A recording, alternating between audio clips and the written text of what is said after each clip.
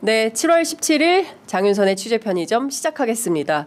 오늘은 제 77주년 재헌절이지요. 다시 한번 또 헌법의 가치를 생각해보는 그런 날이 되어야 되지 않을까 싶습니다. 자, 저희 취재편의점이 오늘부터 15분 먼저 시작을 합니다. 정말 넘쳐나는, 홍수처럼 정말 넘쳐나는 그 뉴스 속에서 어떤 것들을 감별해서 잘 봐야 되는가. 때로는 너무 많아서 오늘은 뉴스 도저히 못 보겠다 하실 것 같은데요. 그래서 저희 취재 편의점이 정말 꼭 필요한 뉴스들만 엄선해서 저희가 새롭게 뉴스 퀵 배송 새로 시작하려고 합니다. 장윤선의 현장과 취재 그리고 논평이 곁들어진 새로운 코너인데요. 여러분들 보시면서 댓글창에 수많은 모니터 내용 올려주시면 저희들이 또 참고를 해서 계속 업그레이드 발전시켜 나가도록 하겠습니다. 자, 지금부터 뉴스 퀵 배송 시작합니다.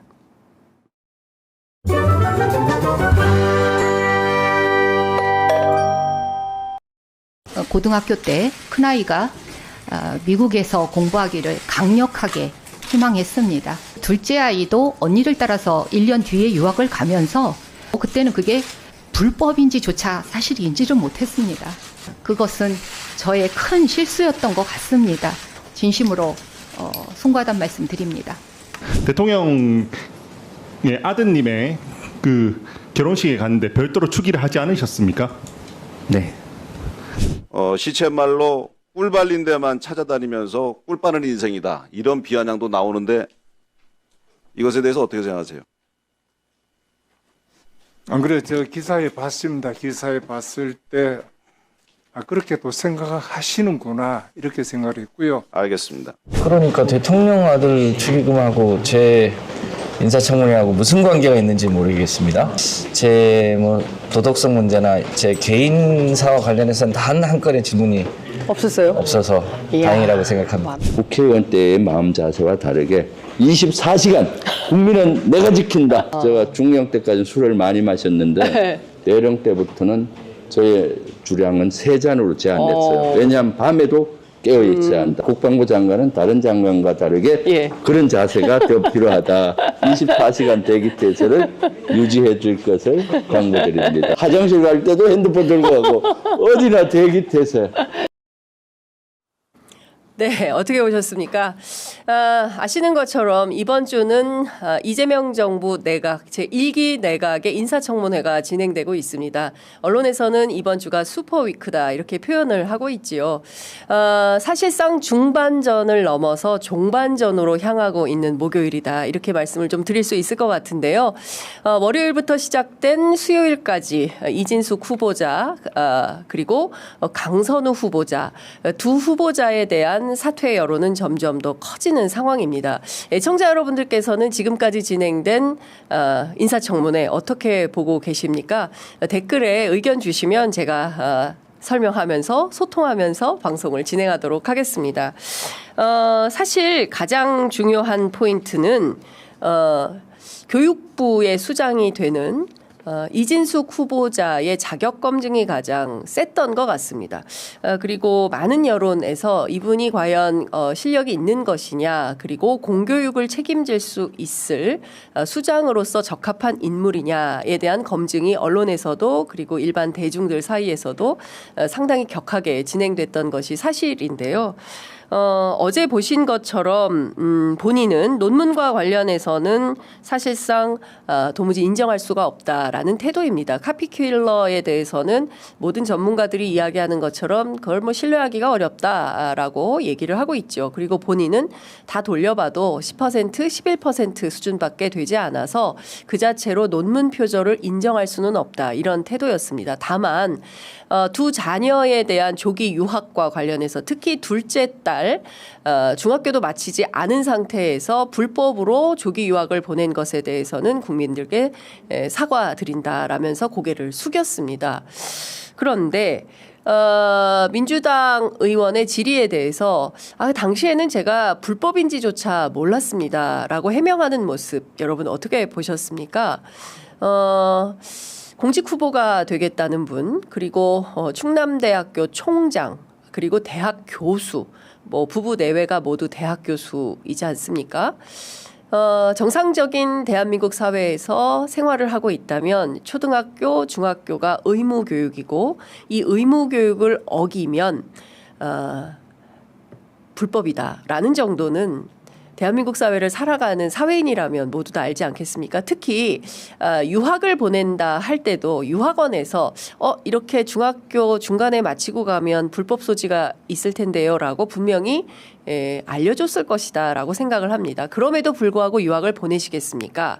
아니면 1학기 정도 더 자녀를 데리고 있다가 후에 보내시겠습니까? 이런 선택을 묻지 않았을까?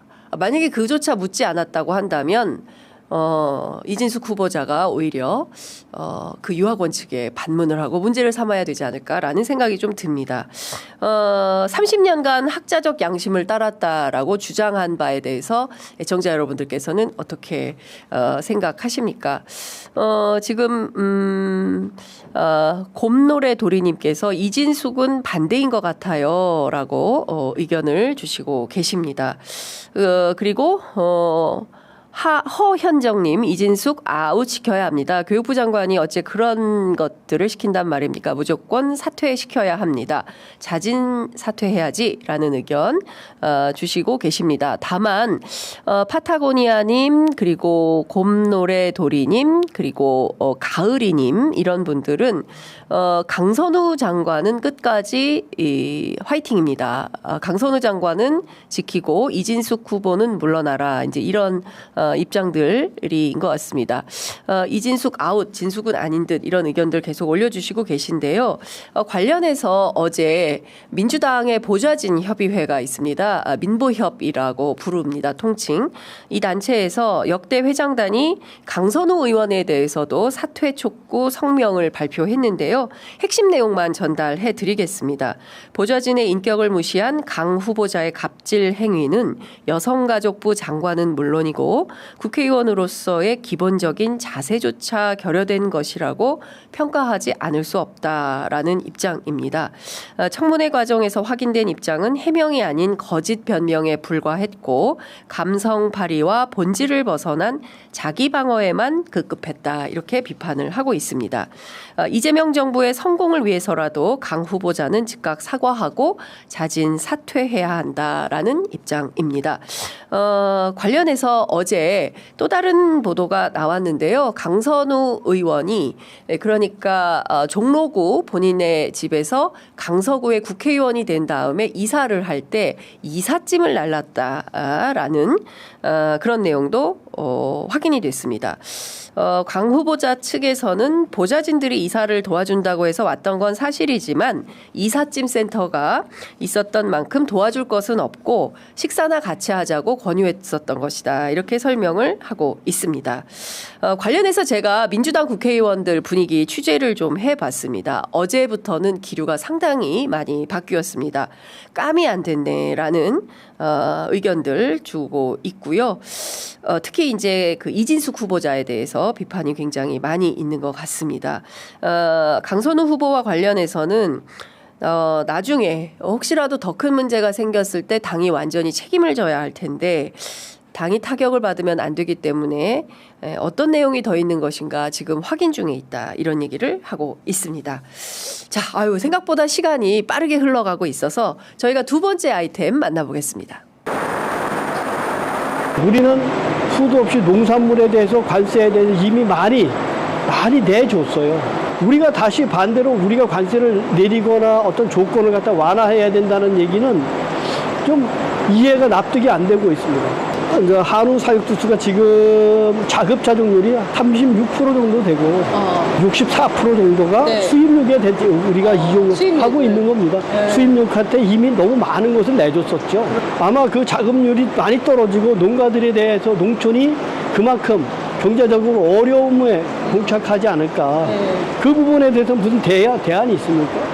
이 농업에 대한 산업을 갖다 간단하게 생각할 것이 아니라 우리 국민들이 선호할 수 있는 선택의 권을 유지할 수 있는 방안을 내주는 것도 매우 중요한 정책이 아닐까라는 생각을 합니다. 반도체나 뭐 가전제품을 팔기 위해서 우리가 농촌이 포기해서 한우 산업에 대한 거 저기 많이 양보해줬고 농업에 대한 거 많이 양보해줬잖아요.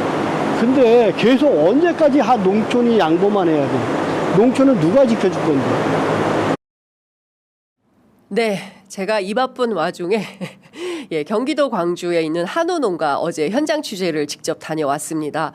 가까이서 보니까 한우가 정말 엄청나게 크더라고요. 굉장히 큰 것은 700kg에서 1톤까지도 나간다고 하는데요. 중요한 것은 트럼프의 통상 압력, 아시는 것처럼 어제 저희가 우상호 정무수석 인터뷰를 했지요. 여론을 예의주시하고 있고, 그리고 이 통상 압력이 상상을 초월한다라고 입장을 밝혔는데요. 관련해서 한우 농가는 물론이고 어제 경북의 사과 농가에서도 농산물 개방에 대해서는 상당히 강도 높게 비판하는 분위기입니다. 관련해서 이재명 대통령이 후보 시절에 타임지하고 인터뷰를 한 바 있습니다. 트럼프 대통령을 상당히 추앙하면서 그분은 굉장히 국익에 충실하신 분이다, 이렇게 칭찬을 많이 했는데요. 관련해서 이런 말씀을 하셨습니다. 나도 같다. 나도 국익의 관점에서 반드시 통상과 관련된 관세 협상에 임하겠다라는 입장을 밝혔는데요.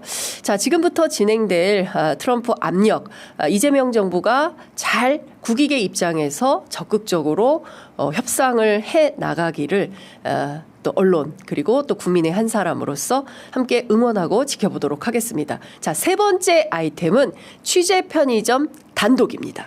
원래 그거 별 3개 달아주려고 했던 거잖아. 그래서 이제 포항에 가서 임성근이 만나기로 했는데 이건 문제가 되니까 이 새끼 낸다 그래가지고 내가 못 하겠거든. 그래갖고 가 이제 문자를 보낸 걸 나한테 포딩을 했더라고. 그래서 내가 VIP한테 얘기할 테니까 사표 내지 마라. 왜 그러냐면 요번에 아마 내년쯤에 발표할 거거든. 해병대 별 4개 만들 거거든. 원래 그거 네, 취재 편의점이 어제 밤 사이에 저희가 취재한 내용을 지금부터 말씀드리려고 합니다.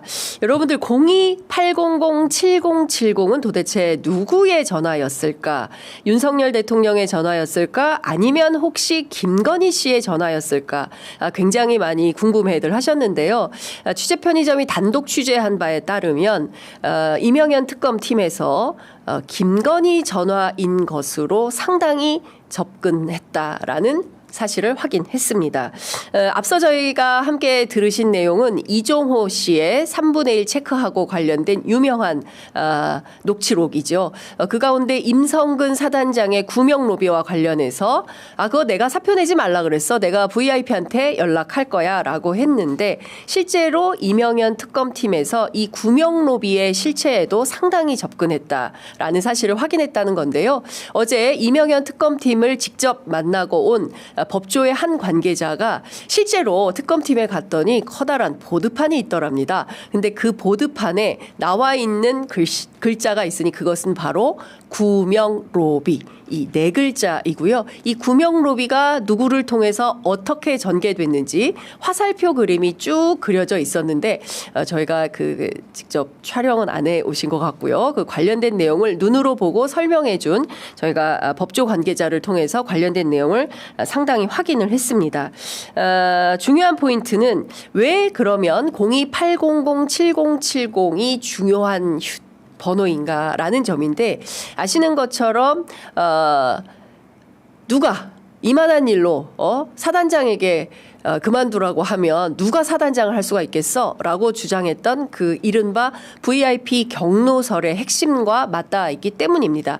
잘 아시는 것처럼 임기훈 당시 국방비서관, 지금은 국방대 총장을 지내고 있죠. 임기훈 비서관을 비롯해서 지금 3명의 비서관들이 줄줄이 최혜병 특검팀에 불려가서 조사를 받았는데 그 가운데 핵심적으로 줄줄줄줄 설명을 하고 있는 내용이 뭐냐면 당시에 실제로 대통령의 경로가 있었고 그 가운데 핵심적으로는 나머지 사람들, 나머지 비서관들은 다 내보낸 다음에 임기훈 비서관만 별도로 남겨서 아마도 그 시간대에 불법적인 지시가 있지 않았겠느냐라는 의혹을 또 특검팀의 수사 과정에서 전달한 비서관도 있습니다.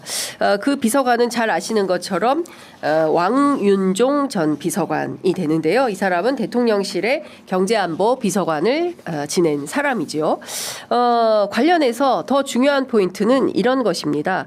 02-800-7070으로 당시 7월 31일이죠. 2023년 7월 31일 오전 11시 54분 이종섭 전 장관으로부터 장관에게 02-800-7070으로 발신된 전화가 있는데 이 전화에서 이종섭 장관이 약 2분 48초간 통화를 하고 김계환 사령관에게 전화를 한 뒤에 임성근 1사단장의 업무상 과실치사 혐의 등을 담은 해병대 수사단 수사 결과를 이첩 보류하라. 그리고 언론 브리핑도 취소하라. 이런 지시를 내린 바 있습니다.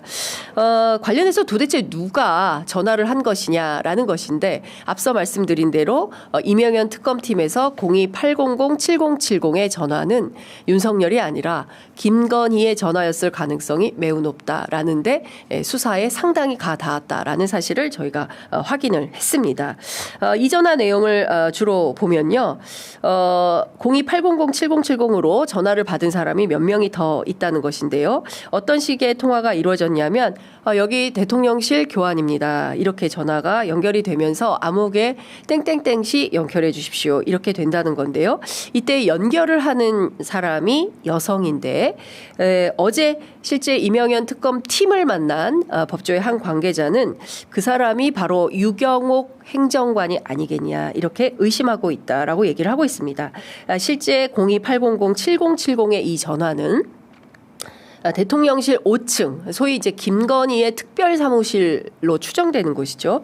이곳에 비치된 전화가 아니겠냐라고 추정이 된다는 것인데요.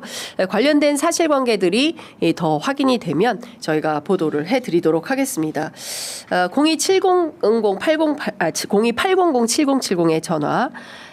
7월 31일 하루에만 집중적으로 전화가 이루어졌다는 점, 그리고 두 번째 주로 실무자들의 통화가 이루어졌다는 점, 그리고 당시에 윤석열은 오전 10시부터 수석 비서관 회의를 주재하고 있었다는 점, 그 가운데 전화가 이종섭 장관에게 갔다는 점, 그리고 이 번호가 7070은 대통령실의 특수 코드라고 합니다. 그렇기 때문에 이 네 가지에 비춰볼 때 특검 관계자는 김건희 가능성이 높다라는 데 무게를 두고 있습니다.